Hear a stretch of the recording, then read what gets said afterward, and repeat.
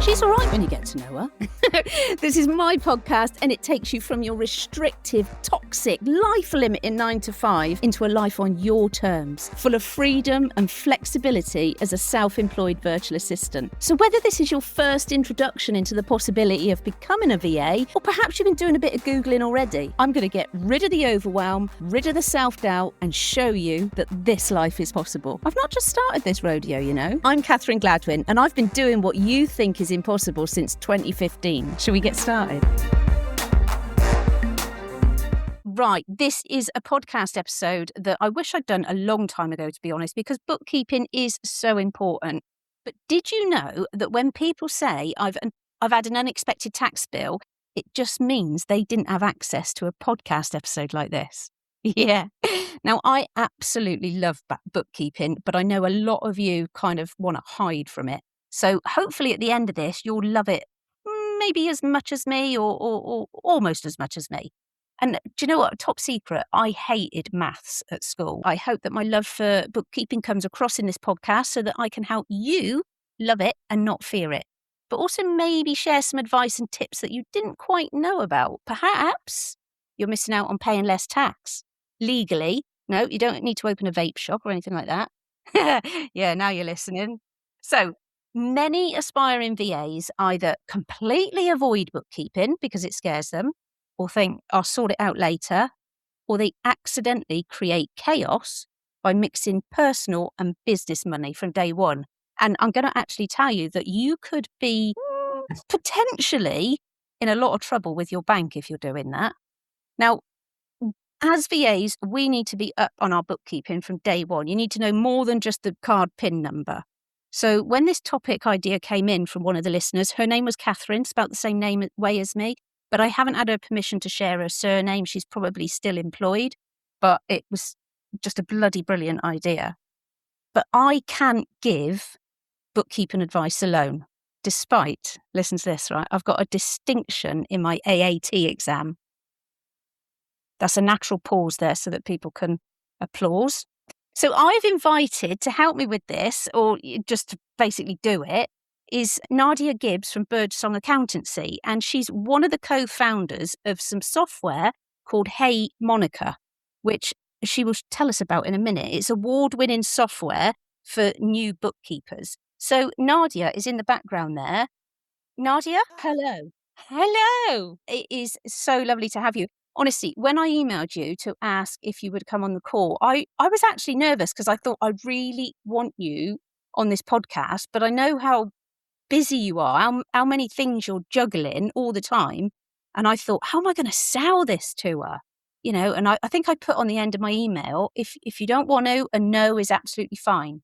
And you came back and you were like, oh my God, yeah. Absolutely, yes. It was the easiest yes I'd said all year. Oh, I love that. I love that. Because you said before I pressed record, you were saying that you'd sort of manifested, if you like, at the beginning of the year, that you wanted to be on a podcast, yeah? Yeah, that's right. At the beginning of the year, I said I wanted to be on a podcast. And the first couple of months, it was radio silence. And so I thought I'd make my own podcast. And then since then, I've been invited on 3. So yeah, manifestation clearly works. Ain't it funny? Sometimes when you think things, it's like, right, if you need something obscure at home, like, let's think, I want a brown door handle. You go into Aldi, middle aisle, and it's there. Yeah. Isn't it? It's always the way. It's always the way. I don't know, though. I still haven't been able to manifest the $1 million that I think I should. Yeah, it's not in Aldi's middle aisle, though, is it? No, it's not. It might be in Lidl's. You never know. The middle of Lidl. I don't like Lidl as much as Aldi, do you? To be honest, we've got quite a big Lidl round here and a very small Aldi, so I suppose I am in Lidl more. Oh, no, I don't like Lidl as much. So Nadia, I've already said, and I probably said it a bit quick, but Nadia's business is called Birdsong Accountancy. So what services do you offer?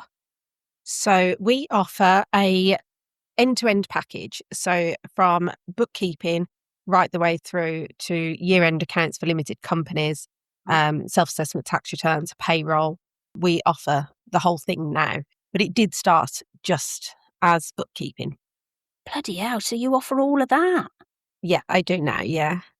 Do you know, I'm paying my accountant a lot of money. I swear all of my, like, money goes to my accountant. I might have to come and see speak to you. Yes, please do. That would be nice. Now, a lot of VAs do offer bookkeeping, don't they? And I know They do. yeah, and I know that your journey started with interest in becoming a VA, and you did offer VA services for a little while. What made you go completely to bookkeeping?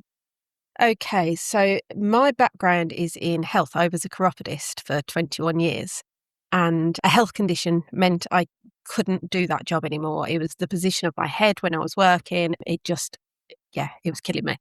So wanted to work from home, A, because of my own health conditions, but I also have a daughter with autism who was being homeschooled at the time, and I did need to be at home more.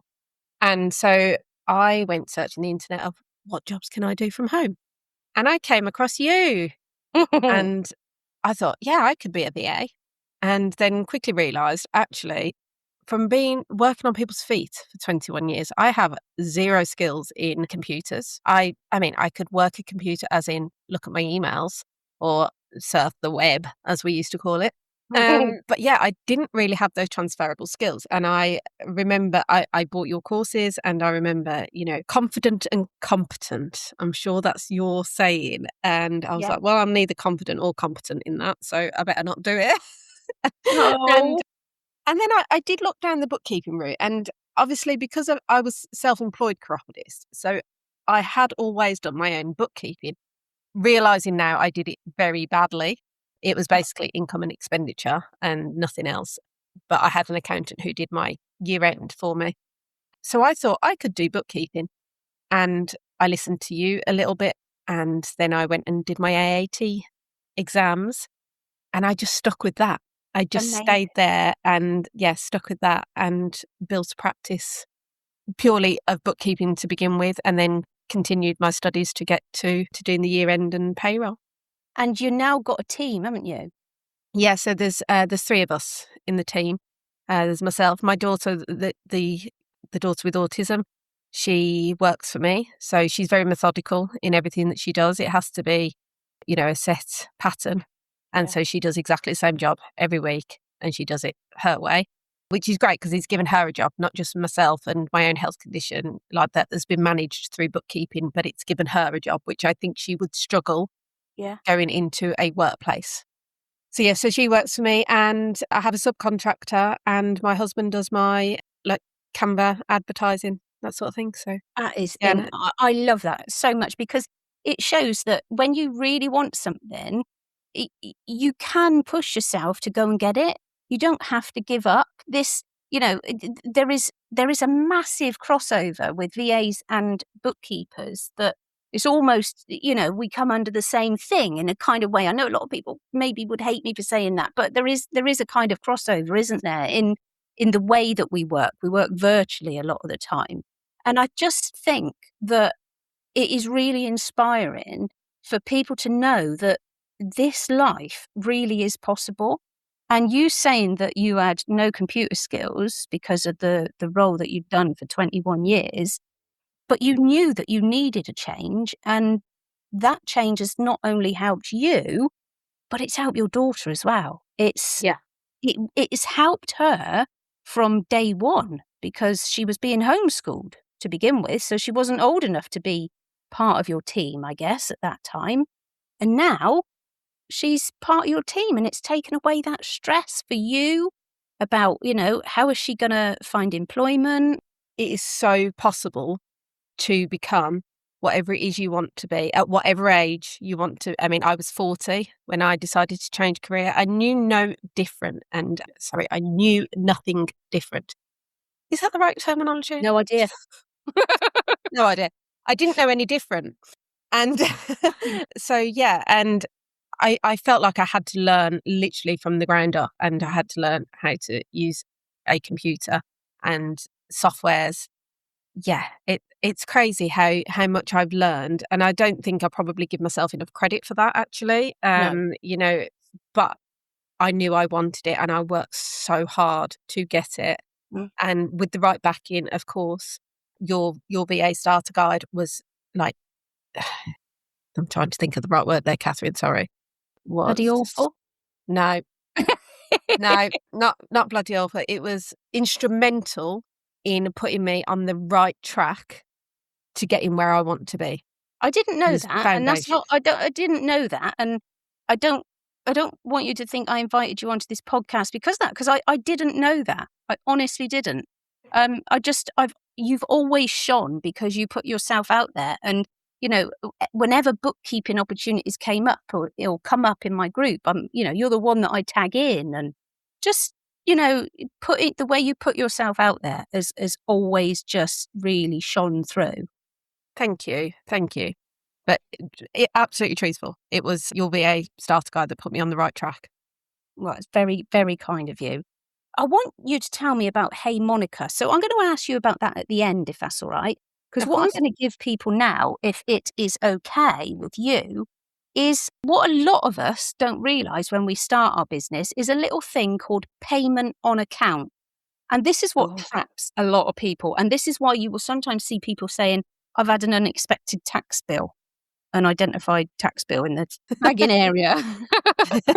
So, like, what the fuck is payment on account? Payment on account is a pain in the arse, is what it is. But essentially, your very first year of being self-employed, if you have a tax bill for that particular year, so let's say for 25-26 tax year, so from April 2025 to start of April 2026, you have a tax bill for that year of £1,000 or more, HMRC will require you to pay 50% of that £1,000. So say if your tax bill is £1,000, you will be expected to pay £1,500 by 31st of January 2027. And that is £1,000 for the previous year and £500 towards the next year. Then they will ask for the second lot of £500 on the 31st of July 2027. So essentially, you will be paying a year in advance for your tax bill or towards your tax bill.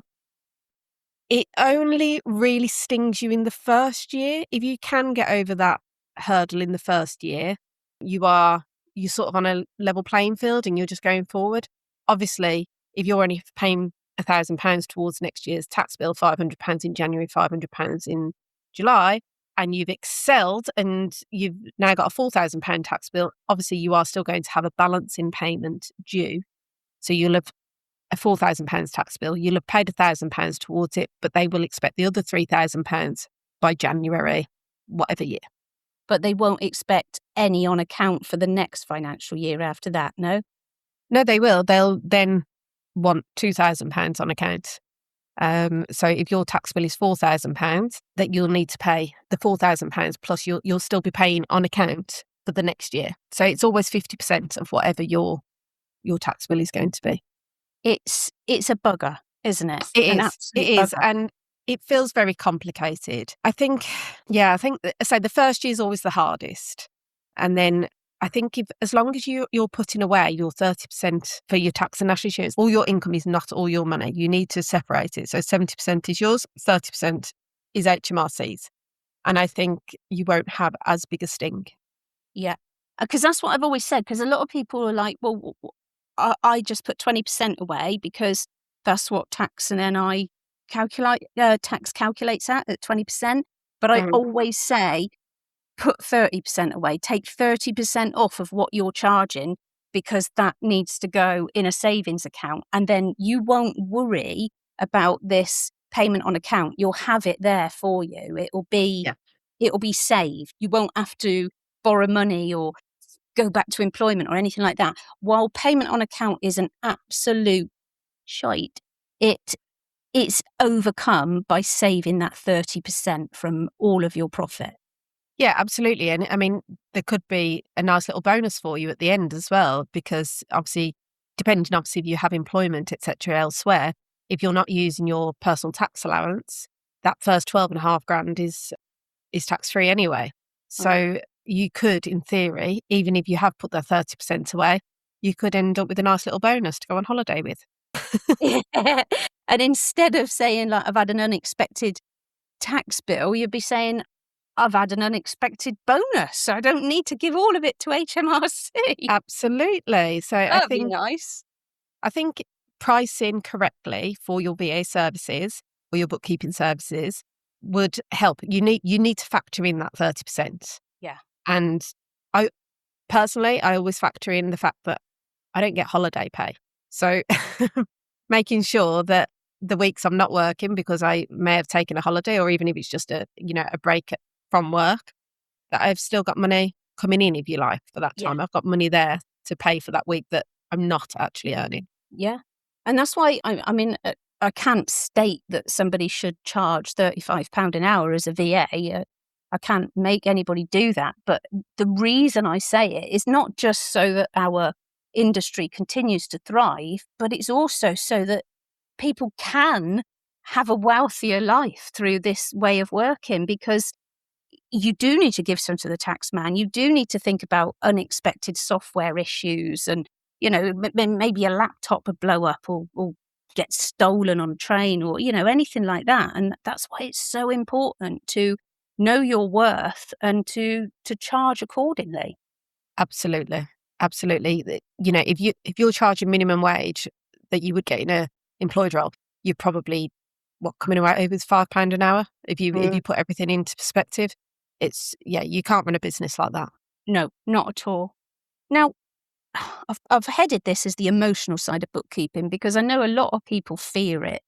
They're scared of getting it wrong, and the fear of getting it wrong outweighs having a go and trying to get it right and keeping everything legal. Yeah. And also a lot of people, I think that they don't need to worry about bookkeeping until they're making, in inverted commas, decent money. But it's great, or it's important, do you think, that to get into the habit immediately? Absolutely. From day one, it should be top of the list. Day one is to keep a record of all your income, all of your expenditure. I would suggest software to do that, which I know we're going to come on to in a moment. But I don't understand how you can grow a business if you don't understand what your numbers are in the first place. Yeah. So you'd sit there and say, well, I think I need to get I think you call them associates, don't you, in the VA world? If you don't know how much money how much profit you've got once you've paid your tax, once you've paid your national insurance, once you've paid your software bills, if you don't know what's left, how do you know if you can afford a team member, an associate? It's a way of knowing your numbers and what your business is worth at any point in time.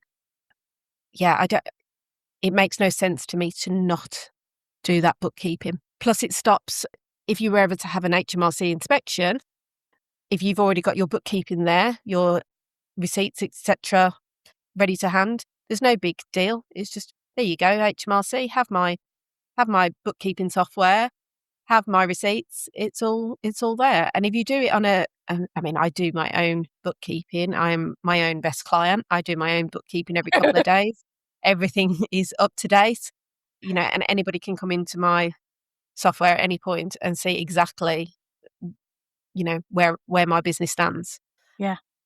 And it's also, I think, being able to see the figures is a great way of seeing where money perhaps doesn't need to be spent. Because, I mean, even with our own personal banking, you can have a subscription for something coming out every month and forget about it completely, can't you? I mean, my mum she bought some flowers from, I think it was something like those letterbox flowers anyway, she bought for my sister-in-law. And she'd accidentally set up a subscription for it. And my sister-in-law was getting flowers every month. And it wasn't until 6 months down the line that my sister-in-law mentioned it to my mum. And my mum had no idea that she was paying for this every month. And I think if we look at our accounts as a business owner, you can be like, do you know what, actually, I've not used that random piece of software that I'm paying only $2.99 for a month or something, but I can cancel that and my profit goes up. And Yes.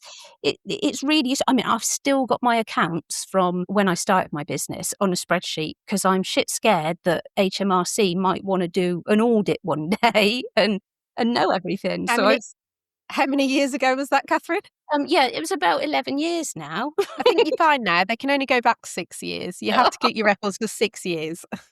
That's an important point as well, to keep your records, isn't it, for that long? Yeah. And as I say, if it's electronic, it's so much easier to keep those records. I still have people come to me with a carrier bag full of receipts. Oh, God. They're lovely, especially the tradesmen. They have their receipts on the dashboard, and they come to me and they've been bleached by the sun. And I'm like, what would you like me to do with this receipt? Because it's just a piece of paper at this point. So yeah, number one tip from me: don't keep them on your dashboard in your van. It was one of my bookkeeping clients, actually, that she used to take a picture of her receipt as soon as she bought something. Mhm. So it was in her phone. Yeah, we use a software called Apron, and it's fantastic. They just snap the receipts on there. The app sends it straight to me. So when I do their bookkeeping, I already have their receipts there. It's fantastic. It's a No. great bit of kit. And there are others as well. I personally use Apron. But yeah, you haven't got all those bits of paper lying around then. You just No. snap the receipt, it's there. Yeah. It's like when I sell stuff on Vinted, like we all do, and you get the receipt from the post office, don't you, or wherever Yeah. you buy it, and I keep it. And usually on the way home from the post office, I folded it up into a square or like tightly wrapped it within itself, and then I'll never find it again. No. So I'd have taken a picture of it when I was given it. It would have been much better. Yeah. Yeah, definitely. It's so much easier. And I say, and it's just an app on your phone. So, everybody's got their phone with them. Yeah. And also with Apron, if you get an email receipt, you just forward it to an email address. And it shows up in Apron as well. So yeah, Yeah. it's brilliant to me. There was something else. It was called, I used to use it with one of my clients, Receipt Bank. Yes. So Receipt Bank turned into Dext. And Dext is great, don't get me wrong, but it's not budget friendly. Ah.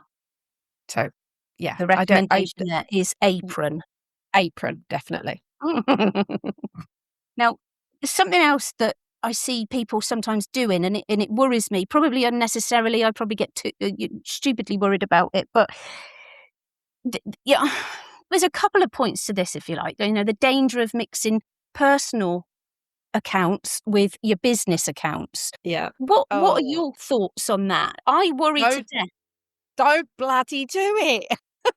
Just get a separate account.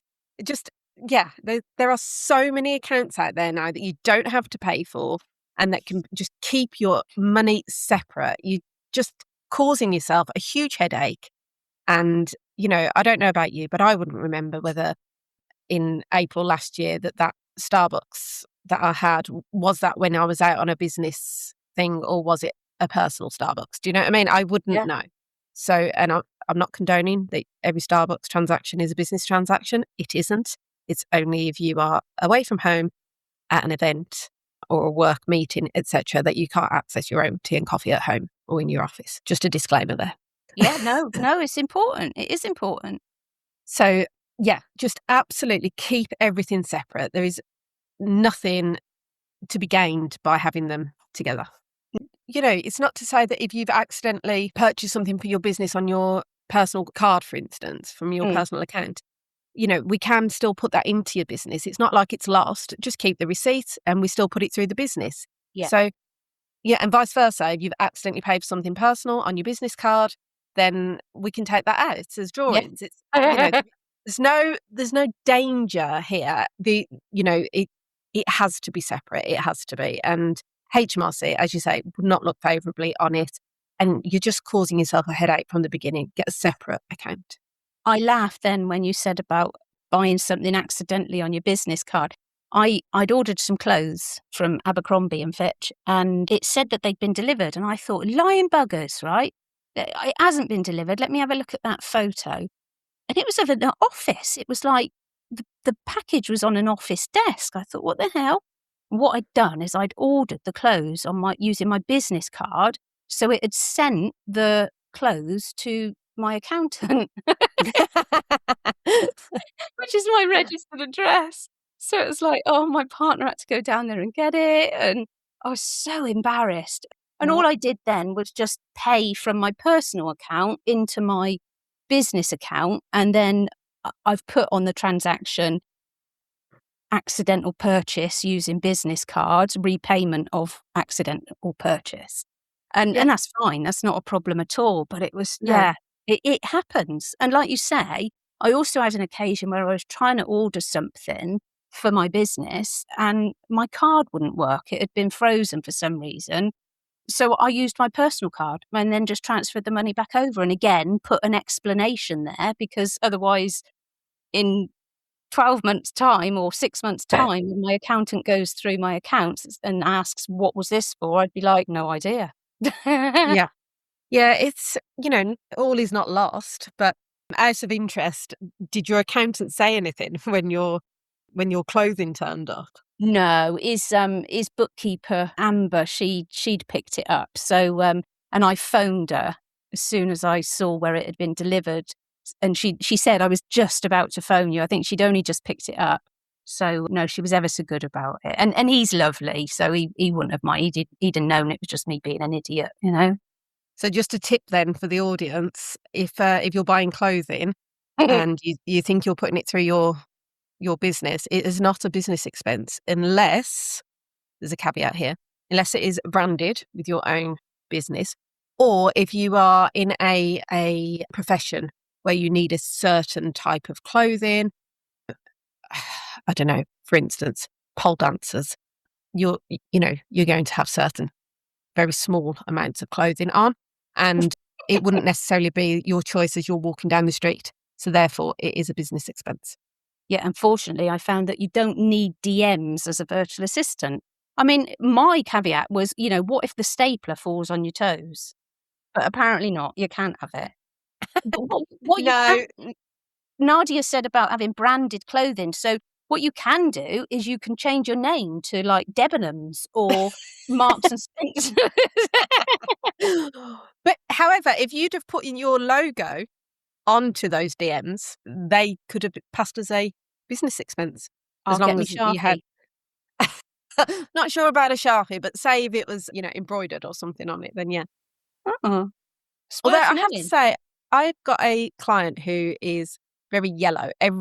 Everything about his brand is yellow. And he went to an event and he bought some yellow Converse. Mm. And I allowed it because he's Yeah. not going to wear that colour normally. It was a branding thing. So I did allow that. HMRC haven't come back and told me off yet. So they may do after listening to this. No. No, I agree with that. I think, it's a brand thing, isn't it? It's advertising, marketing. It's all to do with promotion, isn't it? Promoting the brand. And Yeah. yeah. I know that they would argue, yeah, but are you going to use them personally? It is difficult. It is difficult. Yeah. But yeah. No, I agree with you on that one. Now, one other thing I wanted to say, and it's why I worry when people mix personal with business, not just that they might forget what a transaction's for, but there are many banks and building societies that have a clause in their terms and conditions, which you'd have signed and agreed to, that when you opened your personal current account, that business transactions cannot go through them. Now, sometimes I get kickback on this and people say, well, I've been doing it for 6 years, so I've never had a problem. You've not been Yes. caught yet.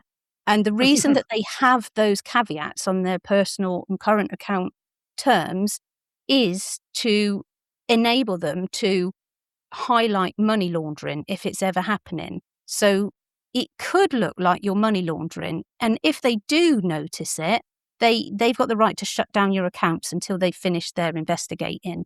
So you really shouldn't, on that basis, be using a personal account for business transactions. And that's not to scare you at all. But like Nadia said, there's a lot of free business accounts now, and we're going to let you know which ones they are in a second. Actually, should we do that now? Yeah, let's do that now. What? So I've got 3 written here. I've got Metal, which is part of NatWest and the Royal Bank of Scotland, and it's spelled Mettle. And that comes with free accounting software. It comes with Free Agent, which is my favourite. Yeah. There's also Monzo, which I've got no experience of, and Starling, which I've got no experience of. There's also something called Revolut, and I want to say publicly, stay away from that. They have got so much bad press, and they've been fined for money laundering problems. And I think it was Revolut, wasn't it? Or was it Monzo that was allowing people to register for a business bank and they weren't checking their IDs. And some people used Buckingham Palace as their address, and Wow. some people used Downing Street. And I have no idea. I've not remember heard of that. I don't know. I personally use Monzo. I can categorically state that they have checked my ID, and I've recently moved into an office, so I've changed my address on there from my personal home address to my office address, and I had to prove it. So yeah, I'm going to go with that. That must be Revolut then. I've just Googled it, and it was Monzo. They were fined 21.1 million by the Financial Conduct Authority in July 2025 for serious anti-financial crime failings. They were giving accounts to people that the address is 10 Downing Street. Wow. Well, I did not know that. How interesting. I can only speak from personal experience, and Monzo has been fine for me. Yeah.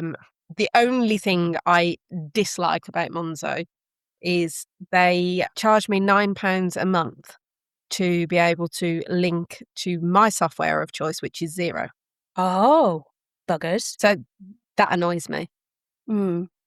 Yeah. So if you're a new VA and you want minimal expenses, then I've not heard any problems with Metal. And like I said, it comes with Free Agent, and Yeah. I'm a big fan of Free Agent. And I know with your agency, with your accountancy business, Nadia, I knew you'd say Xero because it's so good for the bigger agencies when you've got lots of clients. But for a new VA, do you think Free Agent? Do you agree? Or I love Free Agent. Free Agent is great, especially for sole traders, landlords, smaller businesses. I think it is fantastic. I also think it is really user friendly for the VA themselves. So anybody who wants to have a go at their own bookkeeping, I think it's great to start there. I think Xero is more complicated, far more expensive, a lot more expensive than Free Agent. Even if you didn't have a Metal account and were just paying for Free Agent, it is far more expensive, but it does a lot more, and it's probably lost on those smaller businesses that they don't need all the reporting that Xero does. No. So I would suggest, I mean, personally, there's two that I use, and it's Free Agent and Xero. And for a smaller business, and especially a startup, I would always say Free Agent, especially if you're wanting to keep costs down and you do have a Metal account. Then definitely Metal and Free Agent. And if you become a bigger limited company or something, then potentially you may need to move over to Xero, but that's also not a given either. No, I've stayed with Free Agent with being limited, but then I've got my bookkeeper that does it now. I don't do my own now. Well, I do. I reconcile, but she does my tax calculations and things like that. But I do all the reconciliation and everything. So I'm probably their best client as well, actually. Like your own best client. Yeah. They should be paying me. Now, we talked about software, but I know there's going to be a few people thinking to themselves, I'll just put it on a spreadsheet. And that's fine for a little while. But we got something coming in soon, haven't we? Or they've been threatening it for God knows how long. And it's making tax digital. Making tax difficult, I'm going with. Yes! MTD. I saw that. I saw somebody called it making tax difficult. I thought that was bloody brilliant. I love it when people come up with things like that. But I mean, when was it going to come in? It's here. It's now. It started this year. So there was a beta test of it last year, and you could voluntarily sign up last year. But basically, as of April this year, if you had in 24-25, if you had a turnover, not a profit, a turnover of 50k or more, then you qualified for MTD as of April this year. So I will be doing my first lot of submissions as of next month for my client. So anybody that earned or had a turnover of less than 50 grand in the 24-25 financial year doesn't need to do Making Tax Digital? Not yet, but as of next year, it becomes 30k turnover. And then the year after, it'll be 20k turnover. So eventually everybody will be on it, but it's being staggered at the moment. It's being rolled out slowly. Yeah. And what that means when the Making Tax Digital basically is that you have to submit your self-assessment tax report digitally. You have to do it online. And that's why having accounting software that links with HMRC is gold. And Free Agent does that, Xero does that. So if you're not yet using accounting software, it'll be great to get started so that you're ready. Yep, you need to. So Making Tax Digital is, I say, for this year, currently a turnover of 50k or more. And what will happen is every 3 months, so a bit like a VAT return where you would submit a VAT return every 3 months, you'll be submitting a smaller version of your tax return every 3 months.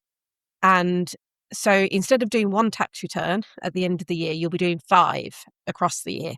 So you'll be doing your 4 quarterly ones and then your bigger one at the end. It doesn't mean you're paying your tax quarterly. It's just reporting. It's basically, I think, for HMRC to have a cash flow forecast and know what they're going to be having in over the next 12 months. And they, in the first quarter, you might have, say, taken in 20k and they know you've got a 10k profit. The second quarter, you might have only taken in 10k and only had a 2k profit, etc., etc. It works itself out over the 12 months. And then at the end of the 12 months, then you submit your tax return as you would normally. And that's when your tax bill comes in.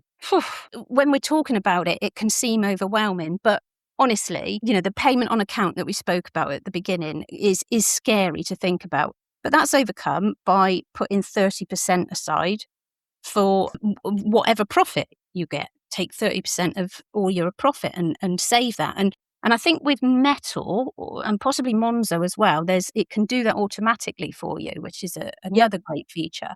So that scary part can be overcome really easily.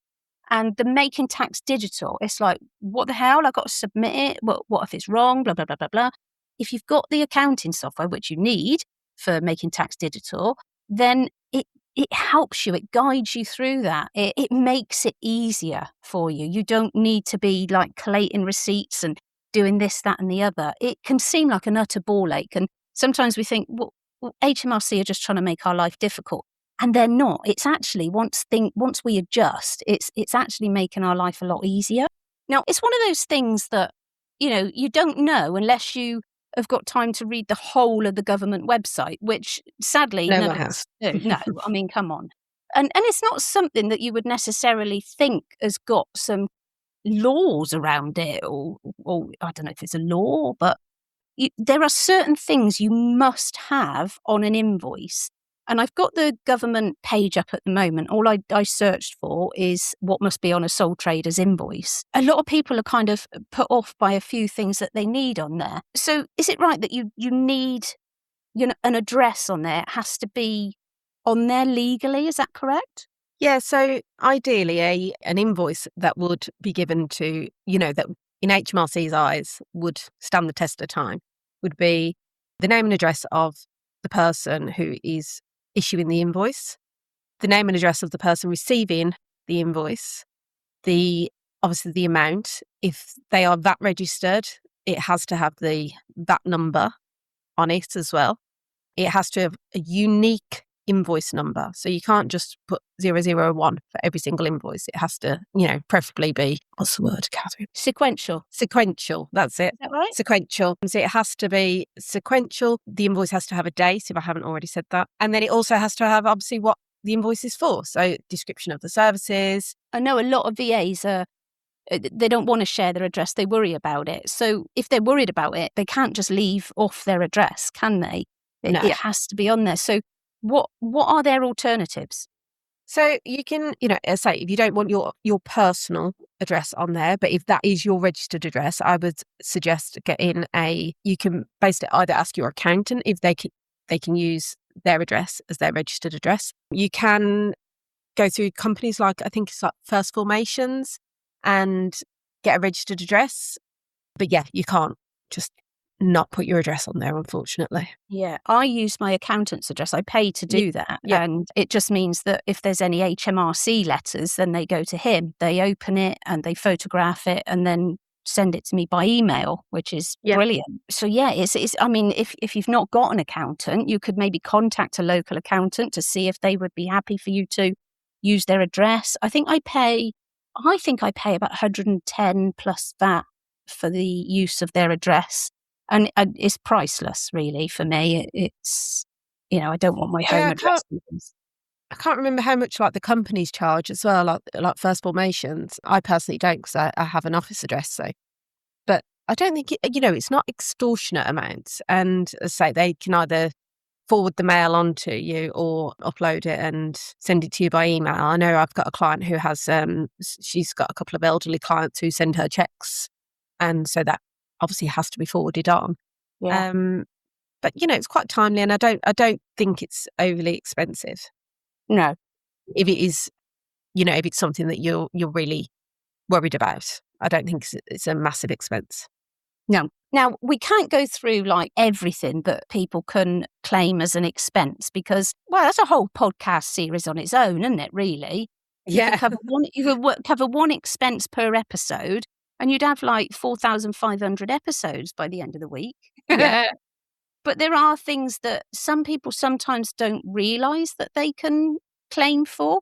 And one of those things is if they're working from home, they can claim a little bit of their utility bills if they're a sole trader, can't they?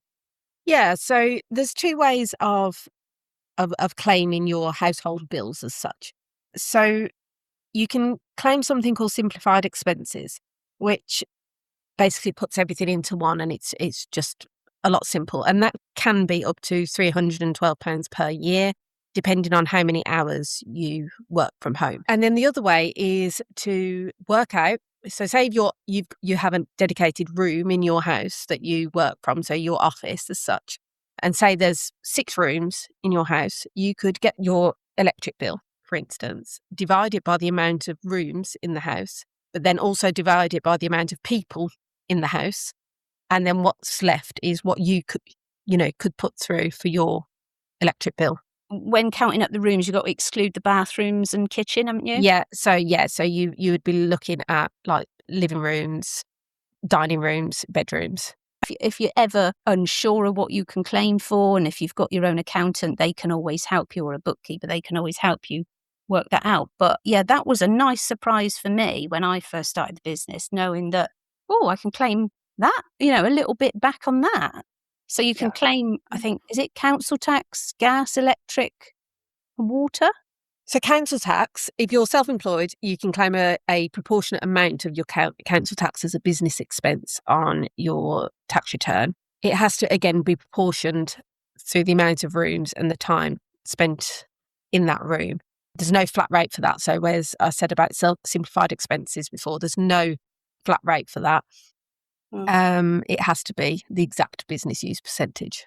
So again, I would go through the amount of rooms, the amount of people, and then what's left is what you can reclaim. If you're ever in doubt of what you can claim for and what you can't claim for, HMRC are pretty good on chat. They do sometimes answer the phone as well, and you get through to somebody. It's not as bad as some people make out to be. But if you've got a bookkeeper or you've got an accountant, just check with them.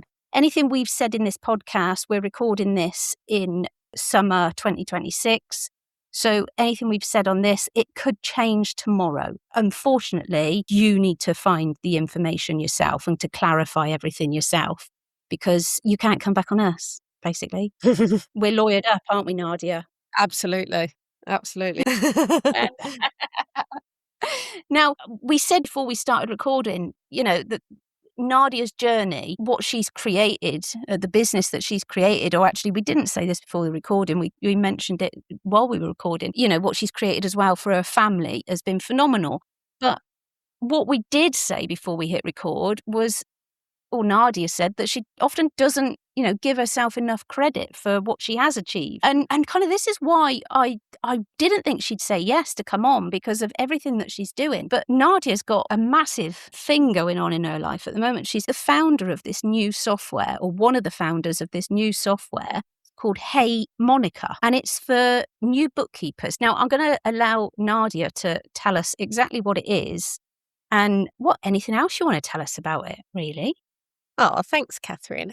Okay, Hey Monica was born from lots of people in a bookkeeping community that I'm in saying, I've done the exams, I am qualified to do this work, but I don't have any experience, and I can't get a job without experience, and I can't get experience without a job. And therefore, a bit like I did, I relied on friends, mentors that I had made, friends that I had made in this community to help me with, no question is a stupid question. But I remember being very mindful of their time that they were spending with me and the amount of times I would be asking them, and I'm like, oh, I can't ask them again. So Hey Monica was born to be your mentor and to be able to gain experience without murdering other people, but also it gave you real life experience working on clients, on actual clients' accounts, books, scenarios that you will come across in, whilst doing bookkeeping. So I describe it as a flight simulator for bookkeepers. So we're not saying that it's for somebody completely unqualified to go and become a bookkeeper. That is not what we're saying. What we're saying is if you have some knowledge of bookkeeping, whether you've done some exams or, in the workplace, this will give you some experience working on different types of clients in different types of scenarios. So we can go from basic bookkeeping, profit and loss, double entry, bookkeeping, etc., right the way through to working papers for limited company accounts. There is everything in there. Monica is your best friend. She is your mentor, and you can ask her anything. She doesn't know about your specific client that you're working on, but she can answer everything to do with bookkeeping or accounts. And the software is basically, you are the bookkeeper and you choose a scenario. So let's say it's a VAT scenario and you're learning about VAT. Your client, you will have a client, she or he will be able to speak to you and tell you all about themselves.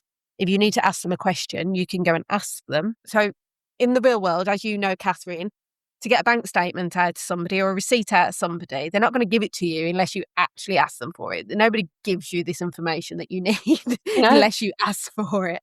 So, and just like that with Hey Monica, the client isn't going to give you anything unless you ask for it. So you've got to be proactive in yourself and say, I need your bank statement, or I need these receipts, or have you got this, or are you a sole trader? It's all these questions that you can ask the client, and the client can speak to you and let you know. So I'm sat here with my mouth open.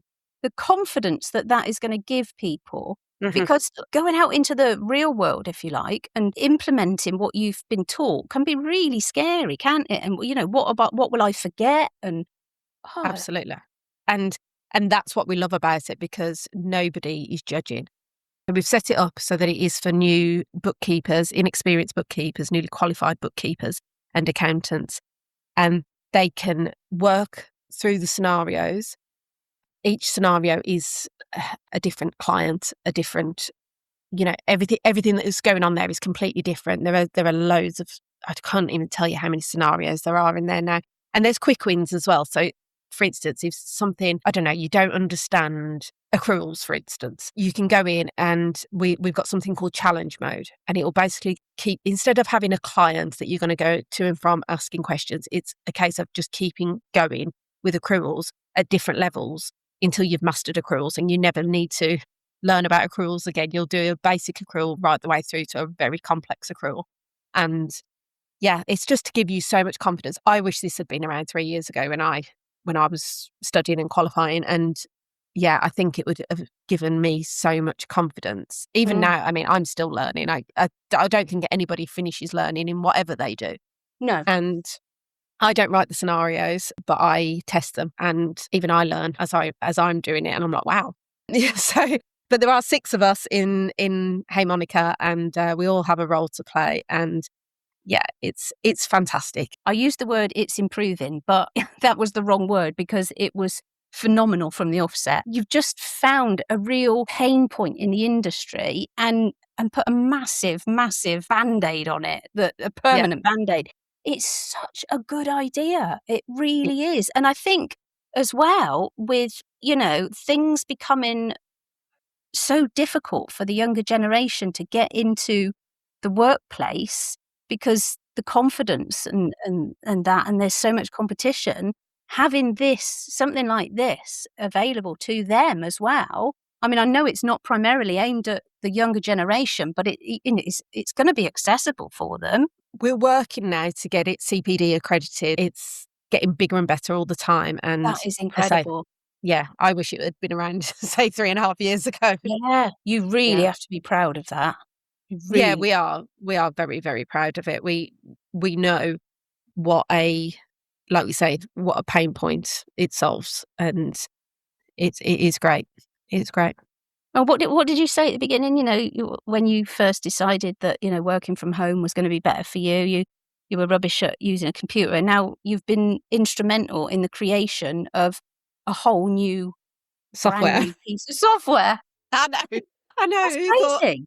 Who'd have thought that I would be involved with production of software? And you also said that you wanted to manifest $1 million. So how many people, the founders of Hey Monaco, did you say 6? The 6 of us, yeah. Yeah, so I reckon we should manifest somebody offering to buy Hey Monica for, let's say, $12 million. Then you Yeah. get $2 million each. Absolutely. Yeah, Yeah. so if anybody's That'd be listening, nice. if Jeff Bezos is listening, because I know he's an avid listener of the VA podcast. Yeah. Well, Elon Musk is a trillionaire now. Surely Yeah. he could spare a few quid. This is true. I'll get in touch with him. But the thing is, my book, How to Be a Virtual Assistant, was above him once in the bestseller list. So he's always been a bit jealous about that. Oh, so maybe you won't come on then. No, we'll have to stick with Jeff Bezos. Nadia, it has been an absolute pleasure. Oh, thank you, Catherine. It really has. I've loved every second of this. Yeah, no, you've been wonderful. And at the beginning, I did mention that one of my listeners suggested this podcast. So if anybody has got any suggestions for what you would like me to talk about, or any ideas of who you'd like me to get onto the podcast, obviously Jeff probably won't. He's busy going to the moon and stuff. But I always like to hear from you. It's podcast@catherinegladwyn.co.uk. And yeah, go and check out Nadia and have a look at Hey Monica. I'm going to link to it in the synopsis so that you've got an easy way to go and have a look. Thanks again, Nadia. Thanks, Catherine. Me again. I just wanted to quickly let you know that there is some quick win training, bookkeeping and free agent. So if you really want to get a handle on how to do your bookkeeping and maybe consider it as a future service when you get to know it a little bit more, then head on over to the link that's in the show notes and get yourself booked onto the training. Nadia's going to deliver it. And listen to this, right? It's in October, but the spaces are limited and they always go very quickly. So if you're interested, grab your space today. And even if you can't make the live date, anyone that registers gets a recording. If you're ready to reclaim your independence, then subscribe to this podcast because there is so much I'm going to give you. Oh, you got to subscribe on your favourite channel, it says. What channel? I ain't going to be on the BBC, am I?